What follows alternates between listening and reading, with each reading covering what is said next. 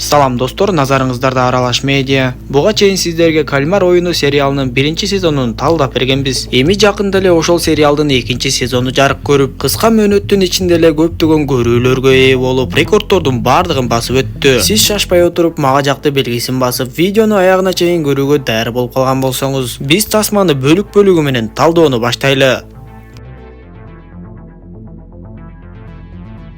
Ama bizde taşlamağınızdan, çardam kılığınızdan, oğlumun var basıp yetişine sebepçi bolunuzdan sunamadım. Кичинекей бир тууганыбыз Умар чоң оору менен алышып, жалпы кыргыз элибиздин жардамына муктаж болуп жаткандыктан, берешин кыргыз элибизди кайрымдуу болууга чакырабыз. Сиз берген ар бир сом Умарды дени сак жана бактылуу жашоого жакындатат. Сооп иш кылуу менен бирге Умарга ооруну жеңүүгө Аллах ыраазычылыгы үчүн жардам бериңиз. 1-сезондун соңунда көрсөтүлгөндөй, Кихон Америкага кызына учмакчы болуп жатып, бирок аны адамдар аңдып жүргөнүн билгенден кийин дароо чечимин өзгөртүп, жанагы оюнду уюштургандар менен акырына чейин күрөшүүнү чечти. Айтор артка кайтып жөнөйт. Ал кайсыл жерде жүргөн болсо да аны таап алып жатышкандыктан Кихон шектенип, бычакты алат да дааратканага кирип, жылаңачтанып чечинген соң денесин сыйпалап издей баштайт. Акыры кулагынын арт жагынан кандайдыр бир катуу нерсени байкап, баягы оюн уюштуруучулар анын терисинин ичине чипти салып тигип койгонун түшүнөт. Кийинки көрүнүштө ооруканада көзүн ачкан Жунхону көрөбүз. Арадан 2 жыл убакыт өтүп, Жунхо эми тергөөчү болбой, башка кызматка которулуп көчөдөгү унаалардын кыймылын көзөмөлдөйт экен. Ал мурунку жетекчиси менен чай үстүндө отуруп сүйлөшүп жатканда, баягы Жунхо кетирген видеолор интернет тартпагандан улам кетпей калып, Жунходо эми эч кандай далил жок болуп калат. Бирок Жунхо ошол баягы аралды же башка ийнинчектерди изилдегенге аракет кылып, бирок али күнгө чейин эч кандай жыйынтык чыкпай келет. Кийинки көрүнүштө бир кыз менен жигит келип мейманканага кирели дешсе, ал жактын эшиктери такыр эле ачылбай коет. Аларды болсо мейманкананын ичинде атайын орнотулган камералар аркылуу Кихон карап отурган болчу. Көрсө, Кихон дагы ушул күнгө чейин баягы оюнду уюштургандарды изилдөө менен алектенип жатыптыр. Аңгыча болбой эле кимдир бирөө мейманкананын коңгуроосун баса баштайт. Бирок Кихон камералардан карап эч бир адамды көрө албайт. Ал тапанчасын алып каалгага жакындап барып, эшиктин артында ким бар экенин сураса, баягы ага таштап кеткендей картаны кимдир бирөө эшиктин астынан таштап коет. Кихон дароо эле эшикти ачып караса, ал жерде баягы кара бет капчан адам турган болуп, ал эки колуна себек менен самвонун башын кармап турган болот. Дал ушул жерден Кихон ойгонуп кетип, көрсө каарманыбыз түш көрүп жаткан болуп, ошол учурда ал жерге анын жалдангыч адамы келип калат. Ал адам Кихонго тамак аш жана дары-дармек алып келип, анан да баягы оюн жөнүндө изилдешип, бирок эч бир нерсе эч жерден таба албай коюшкандыгын айтат. Кихон 1-сезондо ушул адамга көп суммадагы акча карыз болуп калган эле. Эми ошол карызын кайтармак түгүл, ал адамды өзүнө жалдап алыптыр. Кихон ал адамга: "Мен 3 жыл мурун дал ушул мезгилдерде ошол оюнга катышып калганмын. Эгер алар дагы эле оюнду улантып өткөрүп жатышкан болсо, анда ушул жума ичи оюнчуларды тандап кетиши мүмкүн" деп эскертип, ал адамга бир баштык толо акчаны карматат да, "Канча адамың болсо ошонун баарын чогултуп издөөнү күчөткүлө. Эгер мага метродо жүргөн, мени оюнга чакырган адамды тапкан болсоңор, мен силерге дагы 1 миллиард вон берем" деп убадасын берет. Сыртка чыккан жалдангыч дагы өз адамдарына катуу буйругун бере баштап, Кихондун айткандарын айтып, кимде ким ошол адамды тапкан болсо 500 миллион вон алат деп таң калтырат. Бул учурда Жунхо дагы жөн жүргөн жок. Көрсө, ага баягы аралдан ок тийип сууга кулап кеткенде, анын денесин деңизде өз кемеси менен жүргөн балыкчы таап алып келиптир. Ошондон тарта Жунхо бошогон кезде дайыма ошол балыкчыга барып, экөө бирге деңизге чыгып, ошол аралды издеп келишчү. Бул жолу дагы алар деңизге издөөгө чыгышып, бирок баягы аралды жер жутуп кеткендей эле такыр таба алышпайт. Бул учурда Кихон жалдангыч чогулткан адамдарга алар издей турган адамдын кандай экендигин түшүндүрүп берип, бардыгын жолго салат. Өтө көп адамдар метродон метрону кыдырып эле издеп жүрүштү. 2-2 болуп бөлүнгөн топ адамдар менен Кихон түздөн-түз байланышта болуп турду. Бул жолу да эч кандай жыйынтык чыкпагандыктан Жунхо балыкчыга кайра артка кайталы деп айтып, ушул бойдон мен аралды издөөнү токтотом деп айтат. Анда балыкчы Жунхого: "Сен мага дайыма келе берип, экөөбүз дос сыяктуу эле болуп калдык окшойт. Сен жанагы жарыбаган полициялык жумушуңан бошоп эле менин жаныма келбейсиңби? Мен сага аларга караганда көбүрөөк төлөп берем" деп коет. Метродон метрону кыдырып издеп жүргөн адамдардын экөөсү: "Бул Кихон дегениң акылынан айныган неме окшойт. Жөн эле жок адамды бизге издете береби" деп сүйлөшүп жатышып, метронун аркы өйүнөн так эле Кихон сүрөттөп бергендей көрүнүш көрүнүштү көрүшүп, ал жактагы костюм шымчан адам бир адам менен оюн ойноп аны жаакка чапкылап жаткан болот. Экөө дароо эле шашылып Кихунга телефонун чалып, жанагы адамды табышканын кабарлашат. Анда Кихун ал адамды жоготпой артынан аңдып тургула деп тапшырат да, өзү унаасы менен зуулдап дароо эле ошол жакты көздөй жөнөдү. Кийинки көрүнүштө баягы оюн чындап эле уланып, шаардагы адамдар ошол оюндун картасын кармап жүргөнүн көрөбүз. Ал эми жалдангычтар жанагы адамдын артынан калбай аңдып жүрүшөт. Ал адам болсо дүкөнгө кирип, таттуу нандарды жана лотереянын билеттерин сатып алат да, аларды көтөрүп алып сейилбакка барып, ал жердеги сел саяк адамдарга бир колуна таттуу нанды кармап, экинчи колуна лотереялык билетти кармап тандата баштайт. Албетте кээ бирлери гана таттуу нанды тандап, көпчүлүгү лотереялык билетти тандап, бирок алардын эч кимисине ийгилик жылмайган жок. Акырында лотереялык билет түгөнүп, таттуу нандар болсо ошол бойдон эле калып калат. Андан соң ал адам бардыгынын көз алдында таттуу нандарды жерге төгүп, аларды тепкилей баштады. Адамдар ага жакындап келип, эмне үчүн мындай кылып жатасың деп сурашканда, ал адам бардыгына бул нандарды мен ыргытып салган жокмун, аны силер ыргытып салдыңар деп кыйкырат. Бул учурда Кихун ошол жакка жетүү үчүн катуу ылдамдык менен кетип бара жаткан эле. Аны Жунхо көрүп калат да, артынан келип токтотуп, Кихундун унаасына жаш кесиптешин жөнөтүп коет. Кесиптеши Кихунга келгенде Кихун эч бир сөз сүйлөбөй, айыппулду жаздырып алат да кайра эле катуу ылдамдык менен жөнөп кетет.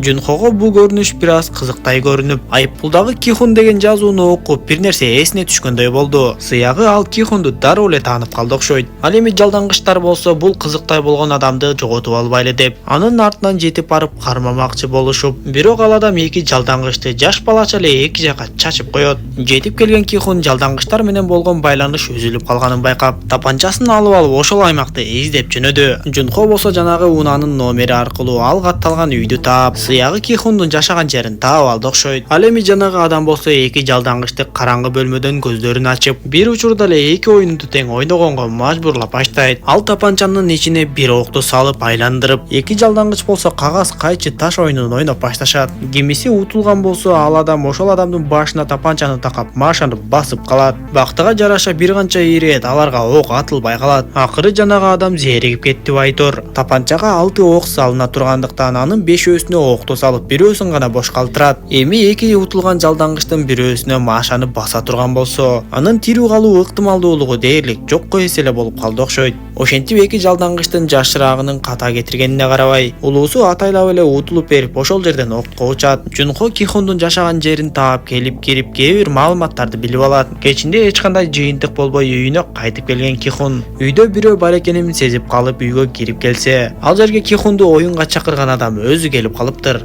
Акыры Кихунга көптөн күткөн күн келип, ал адамга суроо артынан суроо сала баштайт. Анда ал адам бул жумушта кантип иштеп калгандыгын айта баштаса, Кихун ага сен кантип алардын күчүгүнө айланганың мени кызыктырбайт, мага сенин жетекчиң керек десе, ал адам болбой эле өзүнүн окуясын башынан баштап айтып бере баштайт. Көрсө ал алгач жанагы оюндан өлгөн адамдарды өрттөө менен алектенчү экен. Кийинчерээк ага тапанча беришип, бир оюнчуну өлтүр деген тапшырма беришиптир. Анан калса ал өлтүрө турган оюнчу өз атасы болуп чыгып, ал адам болсо көп ойлонбой эле атасын атып салган болот. Ошондо Кихун ал адамдын чындап эле ошол оюн уюштуруучуларынын итине айлангандыгын түшүнөт. Ал адам Кихунга биз болгону таштандыларды тазалап жатабыз деп коет да, дароо эле Кихунга оюн ойноону сунуштайт. Ал жанагы эле тапанчага бир окту салып айландырат да, биз ушул бойдон кезек-кезеги менен машаны басышыбыз керек. Кимибиз өлсөк да өз бактыбыздан көрөлү дегендей кылат. Ошентип алар 4 жолу кезек-кезеги менен өз баштарына тапанчаны такап, машаны басып жиберишет. Бирок төртөөндө тең ок жок болуп чыгып, 5-чи кезек Кихунга келет. Тапанча албетте 5-чи же 6-чы кезекте сөзсүз түрдө атылмак. Ошондо ал адам Кихунга карап, азыр сен тапанчаны мага каратып, 2 жолу машаны басып жиберип мени өлтүрүп салсаң болот.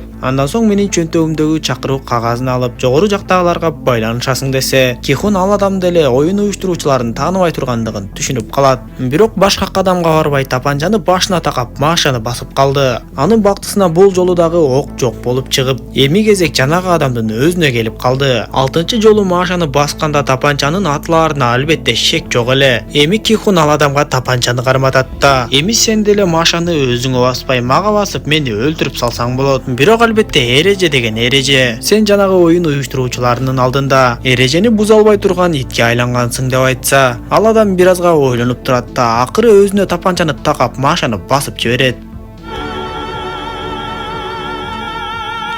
Кихондун үйүнүн ичинен куралдын атылган үнү чыккан кезде Жунхо ошол жака унаасы менен келип акмалап турган болчу. Ал дароо эле үйгө кирип келип ар кайсы бөлмөлөрдү карай баштаса, баягы эки жалдангычтын бирөөсү ал жерде таң кылып жаткан болот. Дал ушул учурда Кихон дагы жанагы өлгөн адамдын төш чөнтөгүнөн чакыруу кагазын табат. Бир аз өтпөй эле ошол бөлмөгө Жунхо өзү кирип, Кихонду бутага алып полиция экендигин айтып туткундай баштайт. Бирок Жунхо өзү бошоткон аркы бөлмөдөгү жалдангыч адам ал жерге жетип келет да Жунхонун өзүн уктата чабат. Кихон эч нерсени түшүнбөй калып, ал деле жалдангыч адамды биринчи жолу көрүп жаткан болчу. Жалдангыч болсо Кихонго мен сиздин жалдангыч адамдарыңыздын бирөөсүмүн деп түшүндүрүп, жанындагы экинчи адам өлүп калганын айтып берет. Ал жалдангычтын аты Чоусон болчу. Кийинки көрүнүштө полиция Сейилбактын жанында токтоп турган унаага келип, терезени такылдатып эле ичинде уктап жаткан кызды ойготот. Кыз болсо андан кечирим сурап, эртең бул жерде унаа менен түнөбөйм деп айтат. Жанагы сон кандарды тазалап жатканда Жунхо дагы эсине келип, Кихон аны менен сүйлөшө баштайт. Жунхонун жүзүн көргөндө эле Кихон дагы аны таанып калган. Ошол жерден Жунхо Кихонго ошол аралга баргандыгын, ал жака агасын издеп барып, керек болсо ал жерден Кихондун көргөндүгүн айтып берет. Сен ал жактан аман эсен чыгып кеткениңе караганда сенин чоң бактың бар экен деп айтса, Кихон Жунхого мен ошол оюн уюштуруучуларын таап, оюнду токтотконго аракет кылып жүрөм. Бул ишти эртерээк бүтүрбөсөм көп адамдар өлүп кетишет деп айтса, Жунхо дагы Кихонго мен дагы ошолор жөнүндө көп изилдеп жүрөм. Аларды таап ал жактагы агамды табышым керек деп айтып, бирок ал жактагы агасы Инхо кара бет капчанга айлангандыгы жөнүндө эч нерсе айткан жок. Ал Кихонго эми биргеликте иштешели, мен бар күчүм менен жардам берем десе, Кихон Жунхонун полиция экенине карабай ага ишенип, анын колдорун бошотуп, көптөн бери даярданып жүргөн башка бөлмөсүнө алып кирет. Көрсө ал жакта Кихон даярдап койгон курал жарактын түрлөрү бар экен. Кихон соңго дагы курал жарактарды колдоно билген ишеничтүү адамдарды тап деп айтып, Жунхого дагы эми сен полициялык жумушуңан чыгып кетсең болот, анткени мен сага жакшы төлөп берем деп айтат. Кийинки көрүнүштө Сейил бакчада жүргөн коенекти көрөбүз. Ал кичинекей кызыл топучан кызды көрүп калат да таттуу шириндикти берип, андан ары жүрүп чечинүүчү бөлмөгө келип, башындагы бет кабын алганда, биз ал коенектин ичиндеги кыз кечээки унаада уктап жаткан кыз экенин билебиз. Аңгыча болбой эле ошол бөлмөгө жанагы кызыл топучан кыз келип калган болот. Ал жердеги адамдардын баардыгы бет каптарын кие калышып, көрсө кызыл топучан кичинекей кыз коенектин артынан келген болот. Ал коенекке арнап сүрөт да тартып келиптир. Аңгыча сырттан бет кабын чечкен бир адам кирип калып, анын куурчак эмес эле адам экенин көргөн кичинекей кыз ыйлап баштайт. Бир аздан соң ал жерге кыздын атасы жетип келип, аны көтөрүп кетет. Ошол жердеги кесиптештердин сүйлөшкөндөрүнө караганда, кичинекей кыздын атасы ушул Сейил бакчада сүрөт тартып иштеп, кичинекей кыз болсо ооругандыктан анын операциясына чоң суммадагы акча керек экен. Кийинки көрүнүштө Кихон баягы Себёктун иниси менен Самвонун апасы чогуу жүргөнүн көрүп, Себёк менен Самвонун жакындарына жардам берем деп убадасын бергендиктен, аларга акчалай жардам берип үстүртөн көзөмөлдөп жүрөт. Ал дагы бир адамга барып Себёктун апасын дагы таптыртканга аракет кылып, бир канча суммадагы акчаны таштап кетет. Ал кетери менен эле ошол адамга коенектин кийимин кийип иштеген кыз да келип,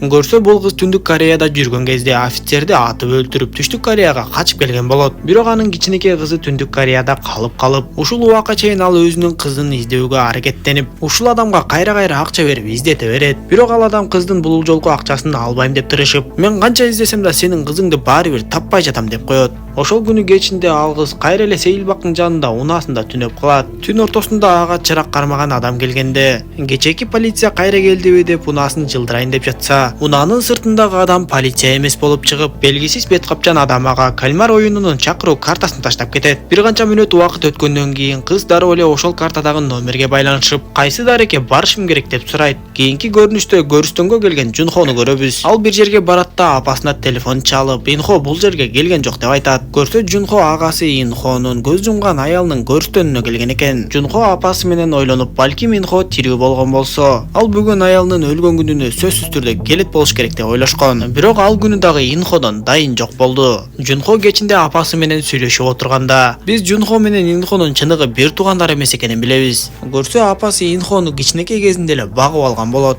Анан да Жунхо ооруга кабылып калганда, агасы Инхо ага өз бөйрөгүн бергени дагы белгилүү болот. Жунхо апасына мен Инхону кандай болгон күндө да өз бир тууганымдай көрөм. Жана мен аны акыры сөзсүз түрдө табам дегендей кылат. Ал эми коенек кыз болсо жетекчисине барат да жумуштан кетем деп арызын жазат. Ал жумуштан чыгып Сейилбак менен кетип баратса эле, кечээки кызыл топучан кичинекей кызга тез жардам келип, атасы дагы чуркап келип эле аны менен бирге кеткенин көрөт. Тез жардам кетери менен эле ошол кичинекей кыздын кызыл топусу калып калганын көрүп, артынан ооруканага барат да атасына билгизбей кызыл топуну кыздын жанына коюп кетет. Ал эми Кихон болсо акыры илинчекти тапкан соң ишти баштоону чечип, бир тишин суурутуп, анын ордуна жасалма тиш салдырып, тиштин ичинде болсо Кихондун каякта экенин көрсөтүп турган кичинекей аппарат бар болчу. Сон болсо бир канча адамдарды таап келип, куралдар менен машыгып дээрлик даяр болуп калды окшойт. Ишти баштаардын алдында Кихон кызына телефон чалып, бирок кызы телефонду алганда ага бир да сөз сүйлөй албай коет. Баягы өлгөн адамдын төш чөнтөгүнөн алган чакыруу кагазынан даректи билип алышкандыктан Кихондун командасынын планы жөп-жөнөкөй болчу. Алар ошол дарекке барып, оюн уюштуруучуларынын куйругунан басып, алар андан ары каяка кетээрин аңдып кетиши керек болчу. Ошентип иш башталып, Жунхо көчөдө унаада калып, Усон менен Кихон түнкү эс алуучу жайдын ичине кирип жөнөшөт. Жунхонун көчөдө калган себеби аны таанып калышы мүмкүн эле.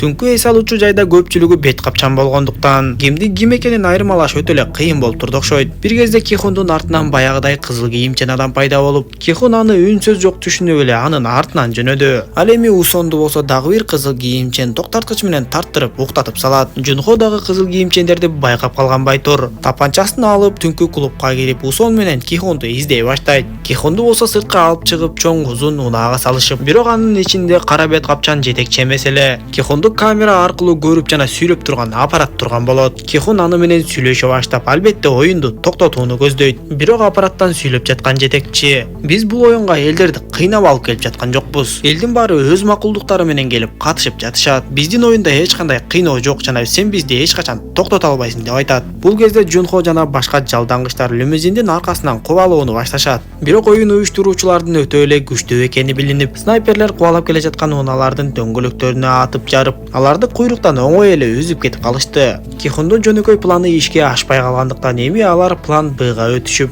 "Мен бул оюнга дагы бир жолу катышам" деп макулдугун берет. Анда бир аз ойлонуп калган оюндун жетекчиси: "Мурунку оюндун жеңүүчүсү кайрадан оюнга катышса, баардыгы үчүн бул кызыктуу болорун сезип, дароо эле унанын аркасына уктатуучу газ чыга баштайт. Бир нече секундка жетпей Кихон уйкуга кетип, унаанын алды тарабы ачылганда оюндун жетекчиси ошол жакта отурганын көрөбүз. Ал Кихонго салам айтат жана анын үнүн Жунхо угуп турду. Жунхо дароо эле баардыгына план Бга өтөбүз деп буйругун бере баштайт. Кийинки көрүнүштө коенек кыз 3 чоң жүк ташуучу унаалардын турган жерине келгенин көрөбүз. Кыз түз эле басып барат да алардын бирөөсүнө түшүп 11-эшикке кирип кетет. Кыз ошол жактан кийимдерин кие баштаганда биз анын ким экенин түшүнөбүз. Көрсө кызыл кийимчен оюндун кызматкерлерин ушундайча алып кетишет экен. Байкаганыбыздай кыздын бет кабындагы белгиси 3 бурчтук болчу. Эми Жунхо командасын ээрчитип алып, кайра эле баягы балыкчы адамга келет. Анткени Кихондун GPS белгиси деңизге чыгып алыстагандан алыстап эле кетип бара жаткан эле. Бул кезде Кихон көзүн ачып, дагы эле аны 456-оюнчу кылып койгонун түшүнөт. Оюнчулар жаткан жерлеринен туруп ортого чыга башташып, көп өтпөй эле эшик ачылып, ал жерге кызыл кийимчендер чыга келишет. Анда оюнчулар адаттагыдай эле өздөрүнүн болбогон суроолорун бере башташып, кээ бирлерине кийгизген кийимдери жана бут кийимдери жакпай калса, кээ бирлери телефонумду бергиле деп кыйкырып жатышты. Ошентип баардыгы чыруу-чууга түшө башташканда кызыл кийимчен бет капчан адам аларды токтотуп: "Азыр силер минтип ызы-чуу кыла тургандай абалда эмессиңер. Бул жерде тургандардын баардыгы тең кимдир бирөөгө карызсыңар. Кээ биринин карызы азыраак болсо, кээ бириники аябай эле көптүк кылат" деп айтып, чоң сыналгынын бетинен ар бир адам баягы оюнду ойноп шапалак жеп жаткандыгын көрүүгө болот. Кызыл кийимчен адам болсо алардын ар бири жөнүндө маалыматтарды айта баштаганда, ызылдап жаткан элдин баары токтоп аңырай эле туруп калышат. Андан соң кызыл кийимчендер оюндун эрежелерин түшүндүрө башташып, ар бир оюн аяктаган сайын силер жогору жактан канча акча утканыңарды көрүп турасыңар деп түшүндүрөт. Анан да Кихон оюндун эрежелери мурункуга караганда өзгөрүп калганын байкайт. Оюнчулар адегенде ар кимиси өз эрки менен оюнга катышууга макулмун деп кол коюп чыгышат. Бул жолу оюнчулар ар бир оюн бүткөн сайын ойнойбуз же ойнобойбуз деп добуш беришип, эгерде көпчүлүгү ойнобойбуз деп добуш беришкен болсо, анда буга чейин уткан акчаны баардык оюнчуларга тең бөлүп берип кетирип жиберишет экен. Бул учурда Жунхо баягы балыкчынын кемеси менен деңизге чыгып келе жатышкан болчу. Балыкчы Жунхого: "Сен өткөндө эле бул жумушту токтотом деп жатпадың беле? Деги сен ушунуңду койбойт экенсиң да" десе, Жунхо балыкчыга: "Мен бул жолу илинчектерди таптым. Ушул оюнга мурун катышкан адамды кайрадан ошол аралга алып кетишти. Биз болсо ал адамга GPS белгисин орнотуп койгонбуз" деп түшүндүрүп берет. Бул кезекте оюнчуларды биринчи оюнга чыгаруу үчүн алып жөнөшөт. Оюнчулар бир-бирден сүрөткө түшүп, андан соң жогору көтөрүлүп жатышканда, кээ бир жаш балдар 230-оюнчуну таанып калышат. Ал оюнчу ырчы рэпер болчу. Башкалар аны менен биргеликте сүрөткө түшмөкчү болушуп, бирок кызыл кийимчендер аларды жалгыз-жалгыздан сүрөткө түшкүлө деп талап кылышат. Кызыгы оюнчулардын арасында апасы баласын айтпай, баласы апасын айтпай, бири-биринен жашырынып бул оюнга катышып алып, кайра бул жака келгенде көрүшүп калган оюнчулар да бар эле. Анан да ал жерде дагы бир кыз эмес же эркек эмес адамдын жүргөнүн көрөбүз. Кихун жогору көздөй чыгып бара жатып эле Женбе аттуу эски таанышын жолуктуруп калат. Көрсө Кихун мурун карызга батып жүргөн кезде Женбеге барып акча сураса, Женбе акча бербей койгон болот. Ал Кихунга сен эмне дайыны жок, кабарсыз кеттиң. Апаңдын каза болуп калганын дагы мен ар кимден уктум деп айтса, Кихун Женбеге сен мындан ары дайыма мени менен жүр. Анткени мындан ары өтө эле коркунучтуу болот деп айтып жөнөп кетсе, Женбе Кихундун сөздөрүнө жакшы деле түшүнбөй калды окшойт. Көрсө Женбенин да жумуштары жүрүшпөй, банкрот болуп карызга түшүп калыптыр. Ошентип оюнчуларды дал эле биринчи сезондогудай оюнга алып чыгышат. Усондун адамдары болсо Кихундун GPS белгиси көрсөтүп жаткан аралга жетип келишип, издеп жүрүп отурушуп Кихундун тишине катылган GPSти бир балыкчынын сөөл жыландарынын арасынан таап алышат. Ошондо гана Кихундун командасы алданып калып башка аралга келип калгандарын түшүнүшөт. Оюн таласына чыккан Кихун болсо асманды карап эле анын командасы жөнөтө турган дронду издеп таппай жатты. Бир кезде эле ал тишин алып чыгып, тишинде GPS аппараттын жок экенин көрөт. Ошондо гана Кихун оюнду уюштургандар андан да акылдуу экенин түшүнүп, бүткүл пландарынын баардыгы жокко чыгып, эми оюн талаасында өлүм менен өмүрдүн ортосунда ар башып ойногонго аргасыз болуп калды окшойт. Оюн башталаардын алдында оюндун кара кийимчен жетекчиси, анын ордуна 4 бурчтук бет капчан кара кийинген адам көзөмөлдөп калат. Бул учурда Кихун оюнчулардын алдына чуркап чыгат да бүт баардыгына кыйкырып, бул силер ойлогондой жөп-жөнөкөй оюн эмес. Эгер силер токтоочу учурда токтобой ордуңардан кыймылдай берсеңер, баарыңарды ит аткандай атып салат деп эле кыйкырып түшүндүрө баштайт. Албетте оюнчулар адегенде Кихунду акылынан айныган келесоо катары көрүшүп, өтө деле көп маани бербей жатышты. Бир аздан соң эле бир кыздын мойнуна ары конуп алып, кыз арыдан коркуп кетип ордунан кыймылдап жиберсе, аны дароо эле чекеге атып өлтүрүшөт. Кыздын чын эле өлүп жатканын көргөн оюнчулар эми дүрбөлөңгө түшө башташып, көпчүлүк оюнчулар артка качышып, баягыдай эле дүрбөлөңгө түшө башташты. Кихун болсо болгон күчү менен баардыгына тең ордуңардан кыймылдабагыла деп кыйкырып жатты. Ушул учурда биз аткылап жаткан снайперлердин бири баягы коенек кыз экенин көрөбүз. Бир топ оюнчулар ошол жерде өлүп кетишип, эми калгандары эмне кылаарын билбей эле кыймылдабай туруп калышат. Жанагы ырчы рэпер Танас деген бала бир буюмунун ичинен дарыга окшош нерсени алып эле оозуна салып койгонго жетишет. Көрсө ал наркотикалык заттын бир түрү болуп, Танас аларды ар дайым колдонот экен. Элдин баары коркуп кыймылдабай калганда Кихун кайрадан алдыга чыгып, бизге болгону 5 гана мүнөт убакыт берилет. Ошол убакыттын ичинде биз арка өзгө жетишибиз керек деп айтып, бири-бириңдин аркаңа жашынып акырындан жылгыла деп түшүндүрөт. Ал эми коенек кыз болсо снайпери менен карап жатып эле, баягы Сейил бактагы кичинекей кызыл топучан кыздын атасы дагы ушул оюнга катышып азыр оюнчулардын арасында жүргөндүгүн байкап калат. Наркотикалык зат таасирин берди байтор. Танас алдында турган 3 адамды кулатып жиберип, 3 адам тең ошол жерде окко учат. Ошентип Кихундун жардамы менен калган оюнчулардын баардыгы дээрлик арка өзгө өткөнү калышты. Бирок бир оюнчу кыймылдап кетти байтор, аны бутка атып салышат.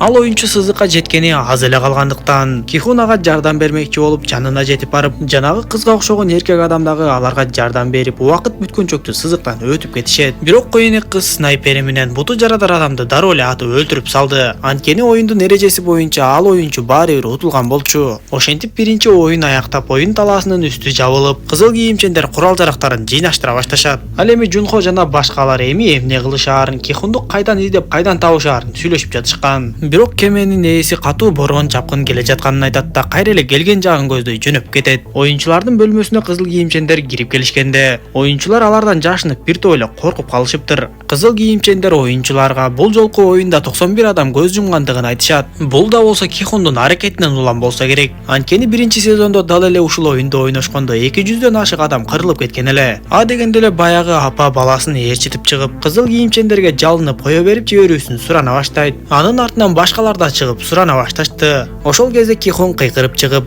бизге башында айткандай бизде дагы бир эреже бар. Эгер баардыгыбыз тең оюнду улантпайбыз деп каршы добуш берсек, анда баарыбызды тең кое беришет деп айта баштаса, жогору жака алар биринчи оюнда утуп алган акчалар түшө баштайт. Ал жерде болгону 25 миллион вон экенин көргөн оюнчулар, ал акчаларды баардык оюнчуларга бөлгөндө бир аздан эле тийип калат турбайбы деп башташат. Айтор добуш берүү башталып, добуш берүү оюнчулардын акыркысынан биринчисине карата болот экен. Ошондуктан а дегенде эле эң акыркы оюнчу Кихун добуш берүүнү баштап, оюнду токтотобуз дегендер крест белгисин төшүнө тагып өзүнчө туруп, ал эми оюнду улантабыз деген оюнчулар тоглок белгини төшүнө тагып өзүнчө турушат экен. Ошентип добуш берүү башталып, бирок оюнчулардын жарымы оюнду токтотобуз деп добуш беришсе, жарымы оюнду улантабыз деп тең тайлашып келе жатышты. Бир кезде Кихун чыдабай кетип баардыгына кыйкыра баштайт. ал бардыгына каршы добуш бергиле деп көндүргөнгө аракет кылып жатса, оюнчулар Кихундун өзүн жаман көрүп ызылдай башташат. Акыры Кихун бул оюнга мурун катышкандыгын ачыкка чыгарып, мурунку оюнда бардык адамдар кырылып калып, жалгыз гана Кихун аман чыккандыгын айтат. Анда тетири оюнчулар ого бетер тетири кетип, эгер сен чындап эле мурун бул оюндун жеңүүчүсү болгон болсоң, анда сен чириген бай болдуң да. Бирок сен кайрадан бул оюнга келип катышышыңа эмне түрткү болду деп сурашып, эгер айткан сөзүң чын болсо биз оюнду уланталы. Анткени сен бул оюнду билесиң жана бизге жардам бересиң. Ошентип кийинки оюндарда биз көбүрөөк акча утуп, андан соң каршы добуш берип кетип калабыз деп айта башташат.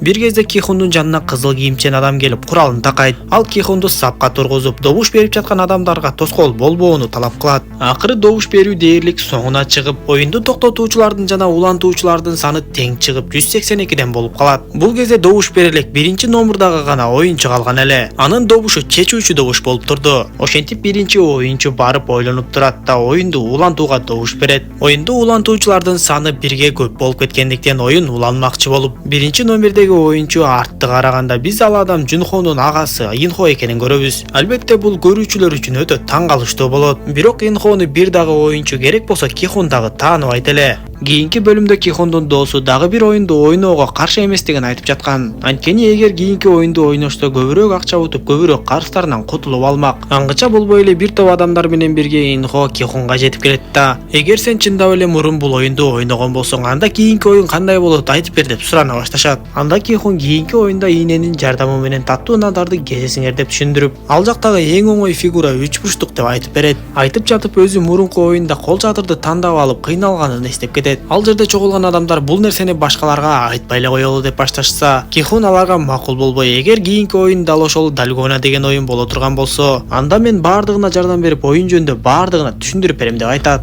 Аны уккан 7-чи оюнчу бул жөнүндө дароо апасына айтайын деп барса, апасы ордунда жок болуп көрсө, ал 222-чи оюнчу кызга кеткен болот. Апасы ал кызга өзүнүн тамагын берип, бир аз камкордук көрсөткөндөй болот. Анткени апа ал кыздын боюнда бар экендигин байкап калган эле. Инхо болсо Кихундан сурап, сен эмне үчүн бай болсоң дагы кайрадан бул оюнга кайтып келдиң десе, Кихун Инхого, мен бул оюнда элдерге жардам берип, бир айласын таап бул оюнду уюштургандарды токтотуу үчүн келдим деп айтат. Анан да Кихун бул жердеги ар бир өлгөн оюнчуга акча кошулуп көбөйүп турат. Кийинки оюндан тарта оюнчулар байгенин көп болушу үчүн бири-бирин өлтүрө башташат. Бул жакта чогулуп жаткан акча ар бир адамдын жаны менен төлөнүп жатат. Анан мен ушул ар бир адамдын жаны менен төлөнгөн акчаларды алып кантип беймарал өмүр сүрмөк элем деп түшүндүрөт. Дал ушул учурда аларга аскердик кызмат өтөгөн Дехо аттуу бала келип, мен да силердин командага кошулайын деп баштайт. Кихундун досу дагы аскердик кызмат өтөгөндүктөн алар оңой тил табышып кошулуп калышат. Ушул кезде рэпер Танас өзүнүн досу менен бирге бир баланы ортого алып чыгып эле уртокмокко ала баштаганын көрөбүз. Аны көргөн Инхо дагы ортого чыгып барат да аларды токтотмокчу болот. Бирок Танас ага дароо эле орой сүйлөп ачуусуна тие баштап, Инхо болсо ыкчам кыймылдары менен ал экөөнүн өзүн уртокмокко алып, керек болсо Танасты аз эле жерден өлтүрүп кое жаздап, бирок өзүн карманып калат. Андан соң Инхо Кихунга келип кечирим сурап, мен оюнду улантууга добуш бергеним үчүн кечирим сурайм деп айтып, андан ары өзүнүн жашоосунда эмне болгонун айтып бере баштайт. Көрсө мурун анын аялынын боорун алмаштыруу керек болуп, ошол эле учурда аялынын боюнда да бар болуп калат. Дарыгерлер баланы алып салышыбыз керек деп айтышып, бирок Инхонун аялы ага такыр эле макул болбой коюптур. Ошондон тарта Инхо чоң операцияга ар кимден акча сурай баштап, бир күнү ага бирөө чоң суммадагы акчаны берем деп, бирок Инхо ошол акчаны алары менен эле аны жумуштан пара алды деп көрсөтүшүп, атайлап эле жумушунан дагы айдап салышыптыр. Ошондой окуялардан кийин гана Инхо бул жака оюнчу болуп келгенин түшүнөбүз. Ал эми өлгөн адамдардын органдарын алып сатуу дагы эле уланып жатат. Бирок бул жолку оюнда 11-чи снайпер бардык жарадар оюнчуларды чала өлтүрүп койбой биротоло аткылап өлтүрүп салгандарын байкашат. Алар дароо эле бул жөндө жетекчиге арызданышып, жетекчинин ордуна оюнду көзөмөлдөп жаткан кара бет капчан адам дароо эле 11-чи кызматкерди өзүнө чакыртып келет да, сен эмне эле оюнчуларды жүрөккө атып өлтүрүп салып жатасың деп сураса, коенек кыз мен болгону өз жумушумду аткарып жатам деп жооп берип коет да кайрадан иш ордуна жөнөп кетип калат. Кийинки көрүнүштө Жунхо полиция мекемесине өзүнүн жетекчилерине келгенин көрөбүз. Ал кайра эле баягы оюн жөнүндө айта баштап жетекчилеринен жардам сураса, жетекчилери Жунхону акылынан айныган адам катары көрүшүп, албетте эч кандай жардам беришкен жок. Ушундай болоорун билген Жунхо дароо эле Усонго байланышып, план түзүшүп, издөөнү улантмакчы болуп калышат. Бул учурда Усон менен баягы балыкчы чай үстүндө сүйлөшүп отурушкан. Балыкчы Кихун деген адамга көп эле ишене бербей, деги силер бул издеп жаткан нерсенин баардыгы чындыкпы деп сураса, Усон балыкчыга мен да башында ишенбей жаткам. Бирок Кихун деген адам чындап эле ошол оюнга катышкан окшойт. Анткени анын үйүндө көп суммадагы акча жана башка да нерселер бар бар экендиги жөнүндө айтып берет. Кийинки көрүнүштө Кихундун командасы баягы оюнду ойной башташып, Кихун биринчилерден болуп барып 3 бурчтукту тандап, ичин ачып карап көрсө эле 3 бурчтугу өтө татаал формада болуп чыгат. Дароо эле элдин баардыгы Кихунду жаман көрүп каргай башташып, бирок Кихун ойгонуп кетип, бактыга жараша бул анын түшү болуп чыгат. 222 оюнчу 333 оюнчуга келгенде, биз алардын дагы дээрлик үй бүлө экенин билебиз. Карызга батып кеткен баланы боюңан алдырып сал деп кетип калганда, 222 оюнчу баласын боюнан алдырбай, ал дагы ушул оюнга келип катышып калган болот. Танас болсо оюн башталаардын алдында баягы наркотикалык заттарын колдонууну баштайт. Ошентип баардыгы оюн талаасына чыгышып, бирок экинчи оюн Дальгона эмес болуп чыгат. Оюнчулар чоң тегеректин ичине турушуп, 5 адамдан болуп топ-топко бөлүнүшөт. Оюндун эрежеси ошол 5 адам буттарын бири-бирине таңып алып, ошол чоң чийимди тегеренип чыгыш керек экен. Тегеренип бара жатканда да алар 5 башка оюнду тандап ойношу керек болот. Ошентип оюнчулар 5-5тен болуп бөлүнүшүп, алгачкы 2 команда оюнду башташат. Бирок 2 команда тең убакыт бүтүп калгандыктан ойноп жетишпей калышып, кызматчылар 2 команданы тең ошол жерден эле аткылап өлтүрүп салышты. Мындай көрүнүштөн кийин Танастын доосу титиреп корко баштап, мага да наркотикалык затыңан берчи деп кайра сурап жатып алып алат. Жанагы атылган адамдардын ичинен бирөөсү өлбөй калган болот. Башкалар аны билгизбей органдарын алуу үчүн салып кетели деп калышканда, 11-чи кызматкер койнек кыз үкөктү ачат да ал адамды биротоло өлтүрүп салат. Кийинки кезекте жалаң эч ким кошпой койгон алсыздардын командасы болчу. Экинчиси дагы бир оң тетир сүйлөгөн аял, үчүнчүсү улгайып калган апа болсо, төртүнчү анын баласы, бешинчи болсо дагы бир кыз болчу. Бирок бул команда оюнду жакшы жүргүзүп, 4-чү оюнга чейин жетип келишет.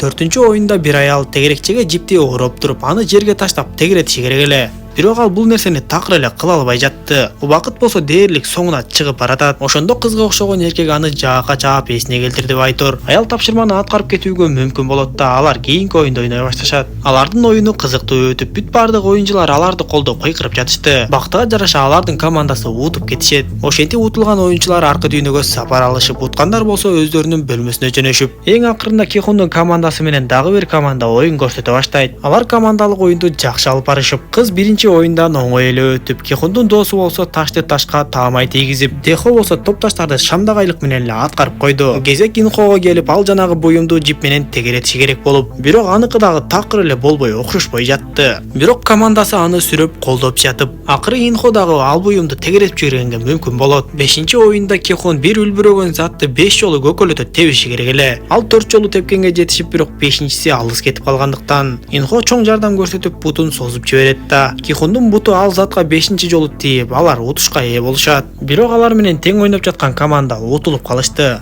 Качан Кихундун командасы бөлмөгө кирип келишкенде, көпчүлүк оюнчулар алардын аман калганына сүйүнүшкөн деле жок. Анткени оюнчулар канчалык көп өлө турган болсо, аларга түшө турган акча дагы ошончолук көп болоорун баардыгы тең эле түшүнүп калышты окшойт. Ушул мезгилде башка кызыл кийимчендер койнек кыздын бөлмөсүнө кирип келишет да, экинчи биздин ишибизге кийлигишип, биздин ишибизге тоскоол болбо деп катуу коркутуп кетишет. Ар кайсы команда өздөрүнүн кантип ойногондору жөнүндө сүйлөшүп отурушуп, Кихундун командасы бири-бири менен таанышууну чечишет. Инхо ошол жерден калп эле атын жашырып, башка атты айтып койду. Көп өтпөй ал жерге кызыл кийимчендер келип, кайрадан оюнду улантуу же улантпоо жөнүндө добуш берүү башталат. Бул жолку добуш берүү номер 1-чи оюнчудан 456-чы оюнчуга карата жүргүзүлмөкчү. Добуш берүү кайра эле теңме-тең кете баштап, бир учурда бир адам чыга калат да баардыгына чакырык жасай баштайт. Ал баардыгына: биз азыр бул акчаны бөлүшүп алсак, карыздарыбызды төлөй албай деле калабыз. Андан көрө эми бир оюн ойносок, азыркы сумма дагы 3 эсе көбөйүп кетет деп айтып, ошондо баарыбыз тең карыздарыбыздан кутулабыз деп үгүттөй баштайт. Ошентип эң акыркы болуп Кихун каршы добушун берип, бирок анын добушу эч нерсени чечпей калат. Анткени оюнду улантууну каалагандардын саны бир нечеге көп болуп кеткен эле. Добуш берүүдөн кийин улгайган апа баласына таарынып жатат. Анткени баласы оюнду улантам деп добуш берип салган эле. Апасы баласынан эмне үчүн мындай кадамга бардың деп сураса, көрсө баласынын апасына айтпай жүргөн дагы көп карыздары бар экен. Кызга окшогон эркек дагы оюнду улантам деп добуш берди. Анткени анын операциясына дагы өтө көп суммадагы акча керек экен. Кихундун доосу болсо Кихунга жана өзүнүн командасындагы башка адамдарга бетине карай албай алыста отурат. Анткени ал дагы оюнду улантам деп добуш берип салган эле. Бирок көп өтпөй команда аны күнөөлөбөй өздөрүнө кошуп алышат. Ошол түнү Кихун негедир өзүнөн өзү коргонуп эле, өзүнүн командасындагы адамдардын баардыгын бир жерге жаткырып, түнү менен уктабай кезек-кезеги менен кайтарып чыгабыз деп айтат. Эртеси Жунхонун командасы экиге бөлүнүп, 2 кеме менен деңизге чыгып издеп баштаганын көрөбүз. Оюнчулар болсо оюн талаасына чыгып, кийинки оюн башталып, бул жолку оюн дагы өзгөчө болуп, оюнчулардын баардыгы ортодо тегеренип ойноп турган тегеректин ичинде турушат экен. Качан музыка жана тегерек токтогон кезде чоң залдын ичинен бир сан жаңырып, ошол сандын эсеби боюнча оюнчулар бөлмөлөргө кирип бекинип калышы керек экен. Айтор өлүм менен өмүрдүн ортосундагы дагы бир оюн башталмакчы болуп калды.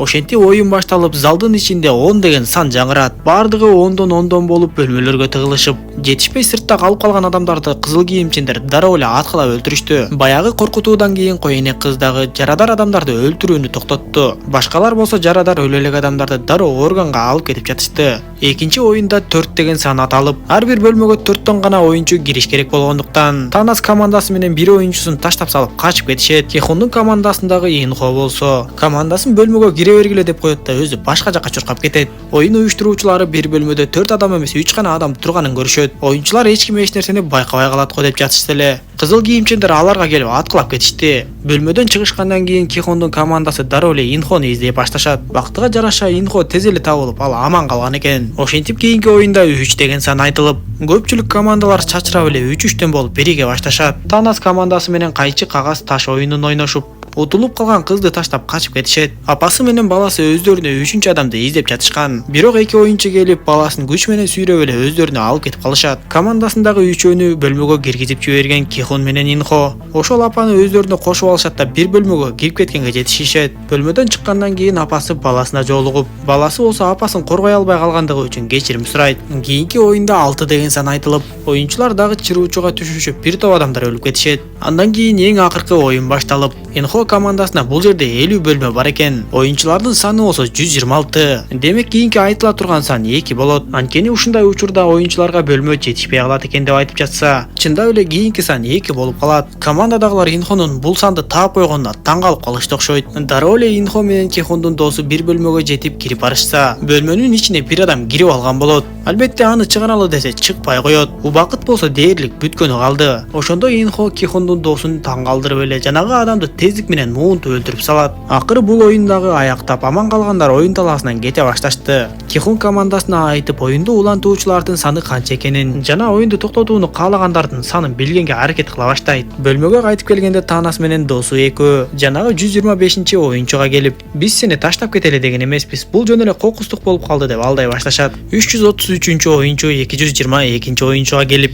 эми экөөбүз тең оюнду токтотууга добуш берели. Эгер бул жактан чыгып кетсек, экөөбүздүн уткан акчаларыбызды бириктире турган болсок, баардык карыздарыбыздан кутулабыз. Андан ары экөөбүз жаңы жашоо баштайбыз деп айтып жатса, кыз жигитке сенин карыздарың менен менин ишим да жок. Мен уткан акчаны төрөлгөн балама гана жумшайм деп айтып кетип калат. Улгайган апа менен баланын командасында жүргөн бир кызыктай аял дагы командасы аны таштап кеткендиги үчүн алардын жанына келип баардыгын каргап кетет. Аны уккан улгайган апа баардык команда мүчөлөрүнө 3 жолу түкүргүлө деп эле ырым-жырымын жазай баштады. Бул кезекте Кихондун командасы сүйлөшүп жатышат. Алар оюнду улантуучу белгини тагынып жүргөн адамдарды санап чыгышып, оюнду токтотууну каалагандарга караганда 5-6 оюнчуга көп экендигин эсептеп чыгышат. Бул кезде Жунхонун командасы бир аралга келип изилдей башташкан эле. Алардын жарымы кемеде калышып, жарымы болсо аралдын бир жеринде жайгашкан. Жер алдына кирип кете турчу эшиктин бар экенин көрүп ошол жерге келишет. Бирок ал эшикте бомба орнотулган болуп, күтүлбөгөн жерден жарылып кетип, Жунхонун адамдарынын бирөөсү өлүп, бирөөсү жарадар болуп калат. Оюнчулар болсо добуш берүүнү башташып, эми кайра Кихондан баштап добуш бериле баштайт. Кайра эле оюнду уланткысы келгендер менен токтоткусу келгендердин добушу тең жарышып келип, акыры кайра эле Инхонун добушу калган кезде оюнду улантуучулардын саны 50 болсо, оюнду токтотуучулардын саны 49 болуп калат. Инхо албетте барып добушун оюнду токтотуучуларга берип, оюнду токтотуучулар менен улантуучулардын саны тең-тең болуп 50-50 болуп калат. Анда кызыл кийимчендер тең чыгууда кайрадан эртең добуш бересиңер деп айтышып, ошого чейин ар бириң жакшылап ойлонгула деп кечки тамакты таратып беришет. Жунхонун командасы болсо эми андан ары эмне кыларын сүйлөшүп жатышат. Балыкчы аларга бул иш барган сайын кооптуу болуп бара жатат. Ошондуктан ишти токтотуп артка эле кайта берели деп жатса, усон жалдап келген адамдар биз бул ишти баштаган соң аягына чыгарышыбыз керек. Эмне курман болгон адам жөн эле өлүп кеттиби? Биз жок дегенде ошол адамдын өчүн алышыбыз керек деп башташат. Кихондун досу ага Инхо бир бөлмөдө адамды муунтуп өлтүрүп салганын айтайын деп келатып, бирок кайра коркуп кеттиби айтор ооз ачпай туруп калат. Дехо дагы Инхо өзүн бир кызыктай алып жүргөнүн байкап калган Байтур. Мен Инхого ишене албайм деп айтып баштаса эле, Женбе аны токтотуп оозун жаап коет.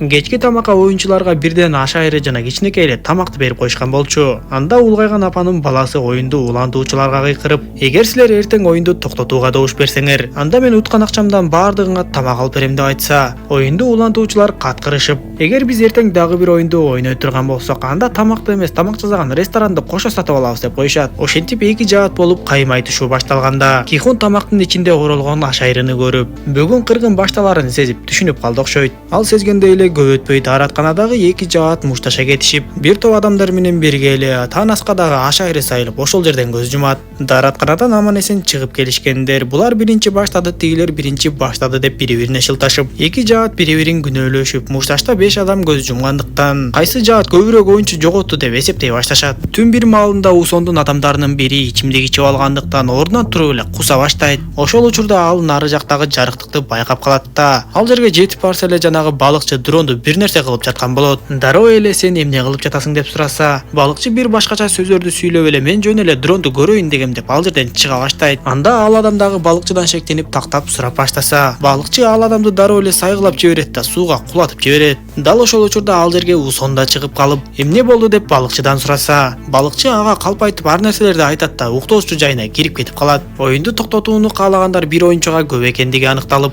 кызыл кийимчендер болсо түндө согуш болоорун сезип эле даярдана башташты. Бирок Кихун бул жолу таптакыр башка нерсени ойлонуп жаткан эле. Ал командасына азыр жарыкты өчүрөөрү менен бизде кыргын башталат. Бирок биз мушташка катышпай жашынып жатышыбыз керек. Качан кызыл кийимчендер келип мушташты токтоткон кезде, биз өлүк адамдай болуп жаткан жерибизден аларды кармап басып калышыбыз керек да. Бул жака кирип келген кызыл кийимчендердин баардыгынын куралдарын тартып алышыбыз керек. Андан соң биз оюн уюштуруучуларына каршы тура баштайбыз. Биз мындай кадамдарга барбасак, оюн уюштуруучулар оюнду эч качан токтотушпайт жана миңдеген адамдар ушинтип өлүп кете беришет деп катуу план түзө башташат. Ошентип уктоочу мезгил болуп жарыкты өчүрүшкөндө эле кыргын сүргүн башталып, эки жаат бири-бирин өлтүрө башташты. Бир топ кыргындан кийин гана жарык күйүп, кызыл кийимчен куралчан адамдар кирип келишкенде, Кихундун адамдары план боюнча алардын куралдарын тартып алышып, баардыгын өлтүрүшүп, бирөөсүн гана тирүү калтырышат. Курал жарактарды чогултушкандан кийин Кихун башкаларга дагы эгер бизге кошулам десеңер азыр кошулгула деп кыйкырып, андан соң жанагы тирүү калган кызыл кийимченди оюнду уюштурган жетекчилерге алып бар деп алып жөнөшөт. Анын бет кабын чечкенде ал деле жапжаш окуучу бала болуп чыгат. Кихундун командасы жолдогу камералардын баардыгын аткылап өчүрүп жүрүп отурат. Акыры дээрлик уюштуруучулардын бөлүмү жака кирели деп калышканда, эшик бет кап менен гана ачылгандыктан ал бала бет кабын алайын деп жатып, оюнчулар менен келе жаткан оюндун жетекчиси Инхону көрүп таң калып эле туруп калат. Бирок а дегенче болбой эле аны башка кызыл кийимчендер атып өлтүрүшүп, кызыл кийимчендер менен оюнчулардын атышуусу башталды. Эми Кихун жанагы бет капты алып жана досуна ээрчитип, андан ары оюн жетекчилерине жетүүнү көздөп эле жүрүп кетет. Бир топ атышуудан кийин оюнчулардын октору түгөнө баштайт. Дехону өлгөн кызыл кийимчендердин чөнтөгүнөн окторду чогултуп келүүгө жөнөтүшөт. Бул учурда Инхо дагы жанына экөөнү ээрчитип, Кихундун жанына жетип барат. Кихун Инхого биз бул жагынан алаксытып турабыз деп айтып, силер башка жагынан кире турган эшикти издеп көргүлө деп жөнөтөт. Ошол жака кетишкенден кийин Инхо калп эле оюнду ойноону токтотуп, өзүнүн чыныгы жүзүнө кайтып келет да жанындагы эки оюнчуну өзү өлтүрүп, рацияны алат да кызыл кийимчен кызматкерлерине бул ызычууну эртерээк токтотула деп буйрук берет. Андан соң Кихунга байланышка чыгып, баардыгы бүткөндүгүн айтып, Кихунга өзүн өлгөндөй кылып көрсөтүп коет. Кызга окшогон эркек артка кайтып келгенде Дехо баардыгынан коркуп калгандыктан ок дарыларды чогултуп коюп бирок ошол жакта отурган болот. Аңгыча болбой эле ал жака да кызыл кийимчендер жетип келип калышты. Кихун менен куралчан чыккан башка адамдар дагы өлүп кетишти. Инхону өлдү деп ойлоп жеңилгенин түшүнүп калган Кихун досу Женбе экөө колдорун көтөрүп туруп беришет. Ошондо анын маңдайына Инхо кара бет кабын кийип келип тапанчасын такап, Кихунду өлтүрбөй анын жанындагы досу Женбени өлтүрүп салат. Сериалдын аягында оюнчулар ойной турган дагы башка оюн талаалары көрсөтүлөт. Сыягы Инхо оюнду өзгөртөм деп келген Кихундун колунан эч нерсе келбей тургандыгын далилдеп койду окшойт. Ал Кихунду өлтүрбөй коюп, эми андан арыда эмне болоору белгисиз бойдон калды. Сериалдын экинчи сезону дал ушундайча эле аяктап калып, Сыягы бул кальмар оюну сериалынын башталышы гана окшойт. Эми окуя андан ары кандай өнүгөөрүн албетте сиз менен биз кийинки сезондору чыкканда көрөбүз. Видео жаккан болсо мага жакты белгисин басып, дос тааныштарыңыз менен бөлүшүп койгонду унутпаңыз. Кийинки видеолордон көрүшкөнчө аман болуңуздар.